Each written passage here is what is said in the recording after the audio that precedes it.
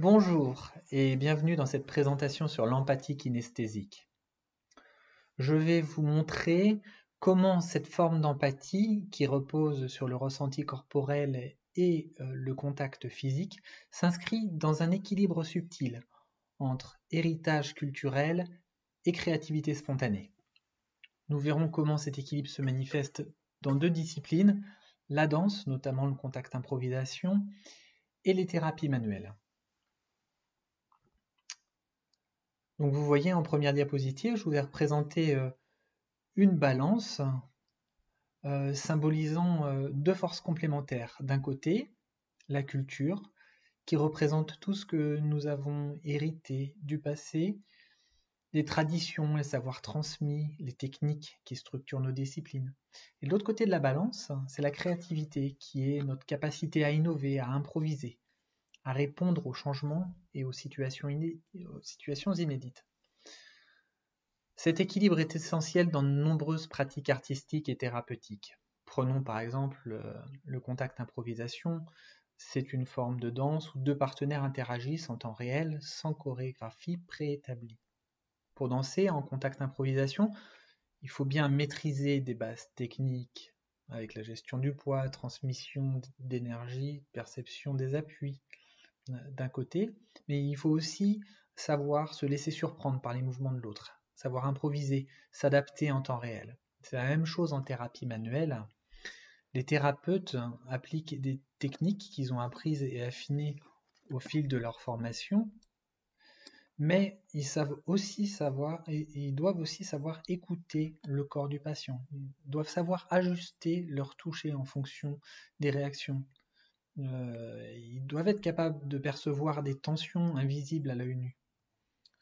Dans les deux cas, on a bien une part de connaissances transmises, une part de formation, et d'autre part, il y a quelque chose qui est unique, qui vient de l'individu, qui est la créativité spontanée.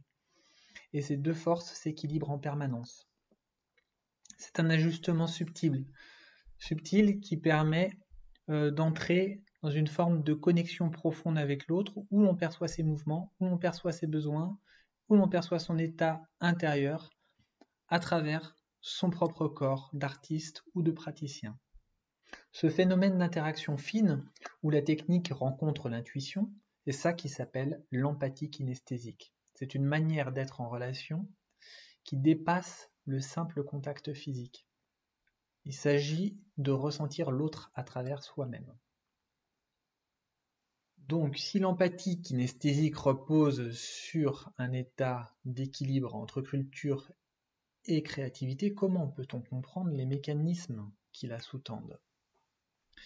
C'est ce à quoi je vais essayer de répondre à travers la deuxième diapo, où là, cette fois, je vous ai fait une représentation d'une table de mixage qui est en fait une métaphore de la conscience, car voilà, comme un DJ qui ajuste les curseurs de son son, notre conscience, elle, ajuste en permanence différents paramètres sensoriels, différents paramètres de perception et différents paramètres d'émission pour interagir avec notre environnement et pour interagir avec les autres.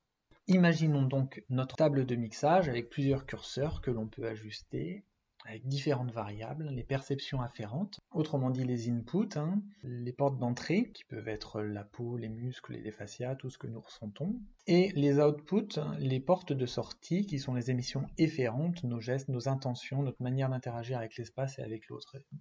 Dans un contexte ordinaire, ces paramètres sont relativement stables, mais lorsqu'ils s'alignent d'une certaine manière, cela peut déclencher un état non ordinaire de conscience, comme par exemple des états de flow ou de transe. Prenons par exemple le contact improvisation. Les danseurs s'ajustent en permanence au niveau de leur mouvement en réponse aux micro-variations de l'autre.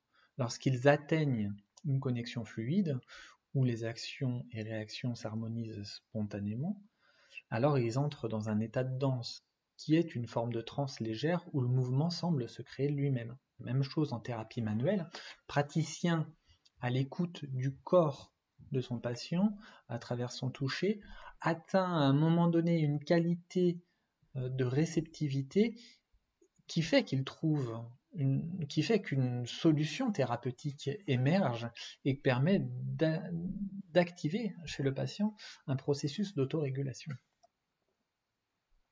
Donc c'est à ce moment-là où la conscience ne fonctionne plus selon ses schémas habituels, qu'elle s'adapte en temps réel en modifiant les curseurs de cette fameuse table de mixage pour favoriser une réponse créative et adaptée. Voilà, je vous remercie pour votre écoute. Voilà, je voudrais simplement conclure sur l'empathie kinesthésique en disant qu'elle est bien plus qu'un outil de communication corporelle, comme vous l'avez compris, c'est une porte d'entrée vers des états de conscience non ordinaires qui permettent aux individus d'explorer leur potentiel, que ce soit dans un cadre artistique ou thérapeutique.